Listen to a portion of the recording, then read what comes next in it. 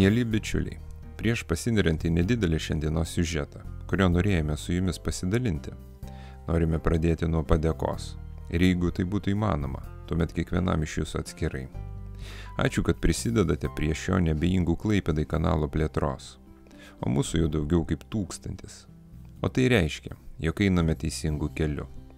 Jūsų palaikymas – tai ne tik šio kanalo plėtra ir galimybė peraugti į tikrą Klaipėdos televiziją, bet ir įkvėpimas kurti naujus siužetus iš mūsų mylimo krašto. Galimybė pažvelgti visai kitų kampų į tai, ką turime aplink save.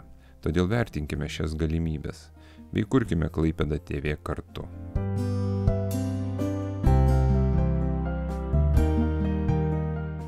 O dabar sugrįžkime prie dar vienos apžvalgos, kuri vienyje žmonės. Visų pirma, nes Klaipėdos miesto bagažinių turgus yra vienas didžiausių tokio pobūdžio renginių Lietuvoje.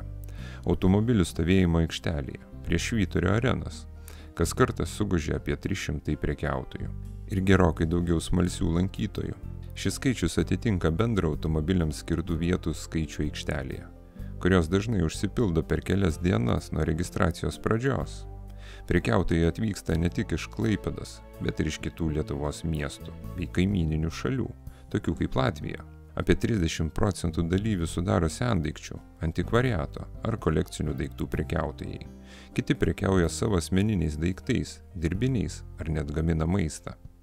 Tad lankytojai turi galimybę įsigyti įvairių prekių, nuo naudotų drabužių ir žaislų iki antikvarinių daiktų, vinilinių plokštelių ir rankdarbių.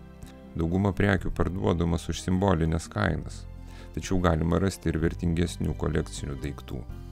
O ši automobilių stovėjimo aikštelė, akimirksniu tapdama žmonių sukurtų turgumi, vienyje žmonės ne tik dėl savo prekių pasiūlos spalvingumo, bet ir dėl galimybės smagiai praleisti laiką, ieškant unikalių radinių ar tiesiog jaukios savaitgalio atmosferos.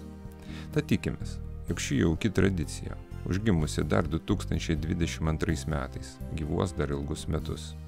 O norintys prekiauti šiame turguje, privalo registruotis iš anksto ir užpildyti elektroninę formą, kurią galima gauti parašius organizatoriams elektroniniu paštu, kuris pavyzdžiui nurodytas Facebooko paskyroje pavadinimu Miesto bagažinių turgus.